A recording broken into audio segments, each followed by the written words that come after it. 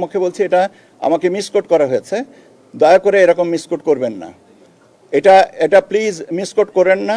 কারণ আমরা এখন একটা কি বলা যেতে পারে একটা ভালো নির্বাচনের দ্বার প্রান্তে দাঁড়িয়ে যদি আমরা আমাদের এই অপতথ্য দিয়ে মানুষকে বিভ্রান্ত করি, সেটা অত্যন্ত দুঃখজনক হবে।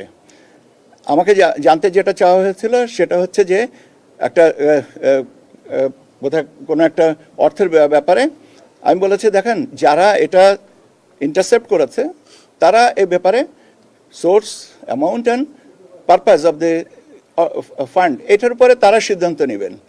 That is the reason, that is the only thing I have said. এখন এটাকে যদি এখন দুর্ভাগ্যজনকভাবে মিসকোট করা হয়, সেটা আমার জন্য অত্যন্ত অপমানজনক এবং আমি অত্যন্ত ক্ষুব্ধ, এবং আমি আমার ক্ষুব্ধ প্রতিক্রিয়া আপনাদের মাধ্যমে জানাচ্ছি। এরকম অপতথ্য অনুগ্রহ করে দেওয়া থেকে বিরত থাকবেন। আপনাদের সবাইকে ধন্যবাদ।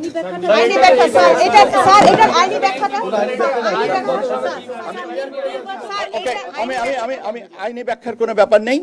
যে আমি আবারও বলছি, যে কর্তৃপক্ষ এটাকে ইন্টারসেপ্ট করেছেন বিষয়টা তাদের। আমি কোনো আইনের ব্যাখ্যাটা তো তারা দিবেন যারা ইন্টারসেপ্ট করেছেন, আমি কেন দিব? আমার তো কোনো অধিকার আছে, আমার কি ক্ষমতা আছে? আমি কি বলতে পারি যে এত টাকা পর্যন্ত ঊর্ধ্বসীমা, বা এত টাকা নিতে পারবেন বা এত টাকা নিতে পারবেন না? কেন বলবো? আমার who am I to decide the amount upper limit and how do I say it? I do not have any authority. তো আইনের ব্যাখ্যার কি আছে? আইনের ব্যাখ্যাটা যারা ইন্টারসেপ্ট করেছেন তারা দিবেন, তাদের কাছে আইনি ব্যাখ্যা, আমার কাছে তো না।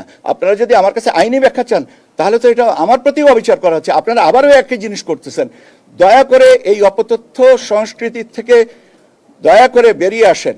আমাকে মিসকোট করার আগে দয়া করে এটা করেন না। আমরা একটু ক্রস চেক করে নিতে পারতাম, নাম্বার ওয়ান, সেটা হয়নি। দ্বিতীয় জিনিসটা হচ্ছে যে আমি আবার আই রিপিট দ্য ওয়ার্ড, আমাকে মিসকোট করা হচ্ছে, এটা করেন না, অনুগ্রহ করে করেন না। 13 ঘন্টা বাকি ইলেকশনের, একটা ভালো দিকে আমরা আগাচ্ছি। আমরা সবাই সচেষ্ট থাকি যেন আমরা ইলেকশনটাকে সুন্দরভাবে করতে পারি।